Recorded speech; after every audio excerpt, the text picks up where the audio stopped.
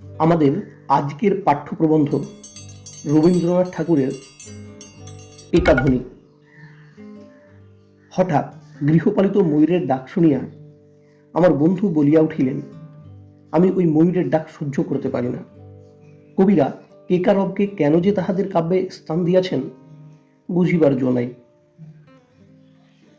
কবি যখন বসন্তের কুহুসর এবং বর্ষার কেকা দুটোকেই সমান আদর দিয়াছেন, তখন হঠাৎ মনে হইতে পারে কবির বুঝিবা কৈবল্য দশাপ্রাপ্তি হইয়াছে। তাহার কাছে ভালো ও মন্দ, ললিত ও কর্কশের ভেদ লুপ্ত। কেবল কেকা কেন, ব্যাঙের ডাক, ঝিল্লির ঝঙ্কারকে কেহ মধুর বলিতে পারে না। অথচ কবিরা এ শব্দগুলিকেও উপেক্ষা করেন নাই। প্রেয়সীর কণ্ঠস্বরের সহিত ইহাদের তুলনা করিতে সাহস পান নাই। কিন্তু ষড়ঋতুর মহাসঙ্গীতের প্রধান অঙ্গ বলিয়া তাহারা ইহাদিগকে সম্মান দিয়াছেন। এক প্রকারের মিষ্টতা আছে, তাহা নিঃসংশয়ে মিষ্ট, নিতান্তই মিষ্ট। তাহা নিজের লালিত্য সপ্রমাণ করিতে মুহূর্তমাত্র সময় লয় না। ইন্দ্রিয়ের অসন্দিগ্ধ সাক্ষ্য লইয়া মন তাহার সৌন্দর্য স্বীকার করিতে কিছুমাত্র তর্ক করে না। তাহা আমাদের মনের নিজের আবিষ্কার নহে, ইন্দ্রিয়ের নিকট হইতে পাওয়া। এই জন্য মন তাহাকে অবজ্ঞা করে, বলে ও নিতান্তই মিষ্ট, কেবলই মিষ্ট। অর্থাৎ উহার মিষ্টতা বুঝিতে অন্তঃকরণের কোনো প্রয়োজন হয় না, কেবলমাত্র ইন্দ্রিয়ের দ্বারাই বোঝা যায়। যাহারা গানের সমুজদার, এই জন্য তাহারা অত্যন্ত উপেক্ষা প্রকাশ করিয়া বলেন, অমুক লোকটি মিষ্ট গান করে। ভাবটা এই যে মিষ্ট গায়ক গানকে আমাদের ইন্দ্রিয় সভায় আনিয়া নিতান্ত সুলভ প্রশংসার দ্বারা অপমানিত করে। মার্জিত রুচি ও শিক্ষিত মনের দরবারে সে প্রবেশ করে না। যে লোক পাটের অভিজ্ঞ যাচনাদার, সে রসরিক্ত পাট চায় না। সে বলে, আমাকে শুকনা পাট দাও, তবেই আমি ঠিক ওজন বুঝিব। গানের উপযুক্ত সমজদার বলে, বাজে রস দিয়া গানের বাজে গৌরব বাড়াইও না, আমাকে শুকনো মাল দাও, তবেই আমি ঠিক ওজনটা পাইব। আমি খুশি হইয়া ঠিক দামটি চুকাইয়া দিব। বাহিরের বাজে মিষ্টতায় আসল জিনিসের মূল্য নামাইয়া দেয়। যাহা সহজেই মিষ্ট, তাহাতে অতি শীঘ্র মনের আলস্য আনে, বেশিক্ষণ মনোযোগ থাকে না। অবিলম্বেই তাহার সীমায় উত্তীর্ণ হইয়া মন বলে, আর কেন, ঢের হইয়াছে। এই জন্য যে লোক যে বিষয়ে বিশেষ শিক্ষা লাভ করিয়াছে, সে তাহার গোড়ার দিককার নিতান্ত সহজ ও ললিত অংশকে আর খাতির করে না। কারণ সেইটুকুর সীমা সে জানিয়া লইয়াছে, সেইটুকুর দৌড় যে বেশি দূর নহে তাহা সে বোঝে। এই জন্য তাহার অন্তঃকরণ তাহাতে জাগে না। অশিক্ষিত সেই সহজ অংশটুকু বুঝিতে পারে, অথচ তখনও সে তাহার সীমা পায় না। এই জন্যই সে অগভীর অংশে তাহার একমাত্র আনন্দ। সমজদারেরা আনন্দকে যে একটা কিম্ভূত ব্যাপার বলিয়া মনে করেন, অনেক সময় তাহাকে কপটতার আম্বর বলিয়া গণ্য করিয়া থাকে। এই জন্যই সর্বপ্রকার কলাবিদ্যা সম্বন্ধে শিক্ষিত ও অশিক্ষিতের আনন্দ ভিন্ন ভিন্ন পথে যায়। তখন এক পক্ষ বলে, তুমি কি বুঝিবে, আর এক পক্ষ রাগ করিয়া বলে, যাহা বুঝিবার তাহা কেবল তুমিই বোঝো, জগতের আর কেহ বোঝে না। একটি সুগভীর সামঞ্জস্যের আনন্দ, সংস্থান সমাবেশের আনন্দ, দূরবর্তীর সহিত যোগ সংযোগের আনন্দ, পার্শ্ববর্তীর সহিত বৈচিত্র্য সাধনের আনন্দ, এগুলি মানসিক আনন্দ। ভিতরে প্রবেশ না করিলে, না বুঝিলে এই আনন্দ ভোগ করিবার উপায় নাই। উপর হইতে চট করিয়া যে সুখ পাওয়া যায়, ইহা তাহা অপেক্ষা স্থায়ী ও গভীর, এবং এক হিসেবে তাহা অপেক্ষা ব্যাপক। যাহা অগভীর, লোকের শিক্ষা বিস্তারের সঙ্গে, অভ্যাসের সঙ্গে ক্রমেই তাহা ক্ষয় হইয়া তাহার রিক্ততা বাহির হইয়া পড়ে। যাহা গভীর, তাহা আপাতত বহু লোকের গম্য না হইলেও বহুকাল তাহার পরময় থাকে। তাহার মধ্যে যে একটা শ্রেষ্ঠতার আদর্শ আছে, তাহা সহজে জীর্ণ হয় না। জয়দেবের ললিত লবঙ্গ লতা ভালো বটে, কিন্তু বেশিক্ষণ নহে।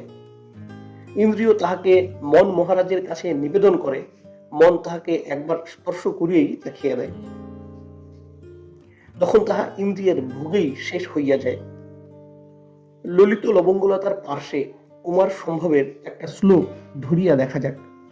আবর্জিতা কিঞ্চিদিব স্তন ভ্যানাং বাসো বাসনা তরুণাক রাগম পর্যাপ্ত পুষ্প স্তবক কামস্তবক নম্রা সঞ্চারিণী পল্লবিনী লতিবেব। ছন্দ আলুলায়িত নহে, কথাগুলি যুক্তাক্ষর বহুল, তবু ভ্রম হয় এই শ্লোক ললিত লবঙ্গ লতার অপেক্ষা কানেও মিষ্ট শোনাইতেছে, কিন্তু তাহা ভ্রম। মন নিজের সৃজন শক্তির দ্বারা ইন্দ্রিয় সুখ পূরণ করিয়া দিতেছে। যেখানে লোলুপ ইন্দ্রিয়গণ ভিড় করিয়া না দাঁড়ায়, সেইখানে মন এইরূপ সৃজনের অবসর পায়। পর্যাপ্ত পুষ্প স্তবাকাব নম্রা, ইহার মধ্যে লয়ের যে উত্থান পতন আছে, কঠোরে কোমলে যথাযথ রূপে মিশ্রিত হইয়া ছন্দকে যে দোলা দিতেছে, তাহা জয়দেবী লয়ের মতো অতি প্রত্যক্ষ নহে, তাহা নিগুড়। মন তাহা আলস্য ভরে পড়িয়া যায় না, নিজে আবিষ্কার করিয়া লইয়া খুশি হয়। এই শ্লোকের মধ্যে যে একটি ভাবের সৌন্দর্য, তাহাও আমাদের মনের সহিত চক্রান্ত করিয়া অশ্রুতিগম্য একটি সঙ্গীত রচনা করে। সেই সঙ্গীত সমস্ত শব্দ সঙ্গীতকে ছাড়াইয়া চলিয়া যায়, মনে হয় যেন কান জোড়াইয়া গেল। কিন্তু কান জোড়াইবার কথা নহে, মানুষই মায়ায় কানকে প্রতারিত করে। আমাদের এই মায়াবী মনটিকে সৃজনের অবকাশ না দিলে সে কোনো মিষ্টতাকেই বেশিক্ষণ মিষ্ট বলিয়া গণ্য করে না। সে উপযুক্ত উপকরণ পাইলে কঠোর ছন্দকে ললিত, কঠিন শব্দকে কোমল করিয়া তুলিতে পারে। সেই শক্তি খাটাইবার জন্য সে কবিদের কাছে অনুরোধ প্রেরণ করিতেছে। কেকারব কানে শুনিতে মিষ্ট নহে, কিন্তু অবস্থা বিশেষে, সময় বিশেষে মন তাহাকে মিষ্ট করিয়া শুনিতে পারে। মনের সেই ক্ষমতা আছে। সেই মিষ্টতার স্বরূপ কুহুতানের মিশ্রতা হইতে স্বতন্ত্র। নববর্ষা গমে গিরিপাদ মূলে লতা জটিল প্রাচীন মহারণ্যের মধ্যে যে মত্ততা উপলব্ধি হয়, কেকারব তাহারই গান।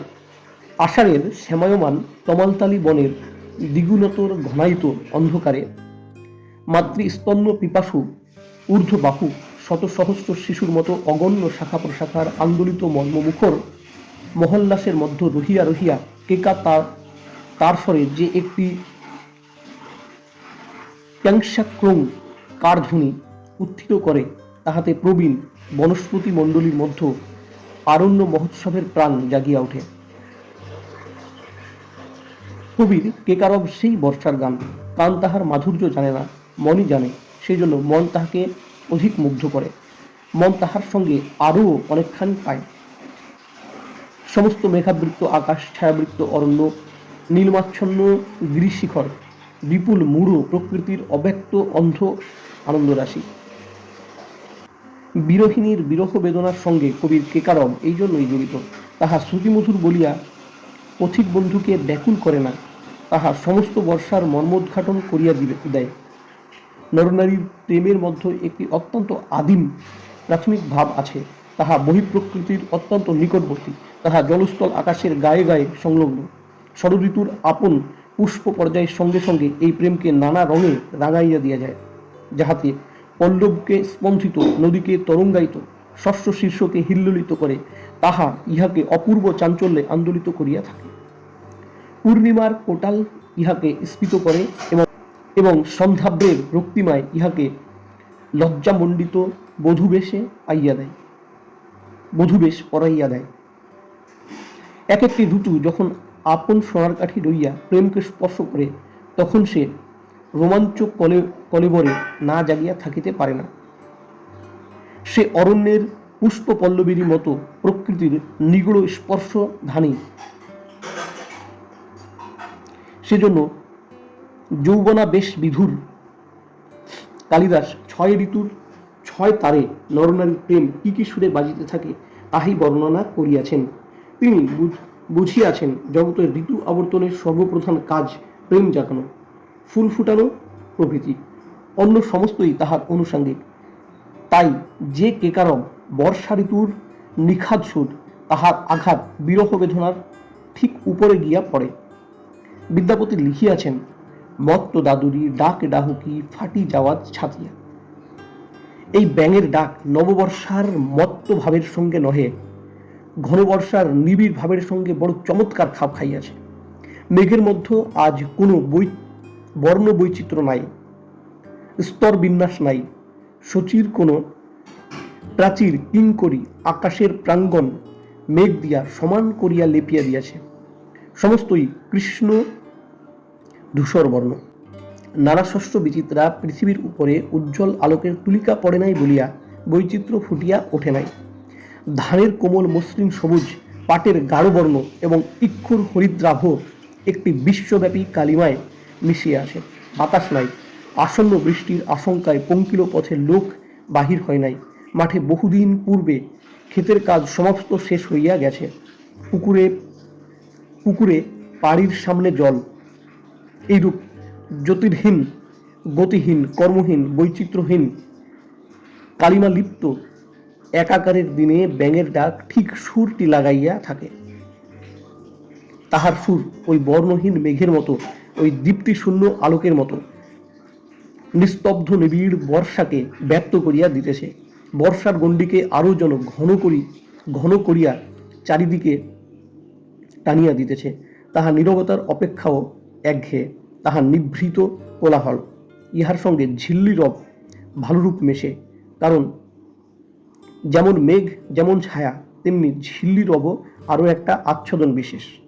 তাহা স্বরমণ্ডলের অন্ধকারের প্রতিভূরূপে তাহা বর্ষা নিশীথিনীকে সম্পূর্ণতা দান করে।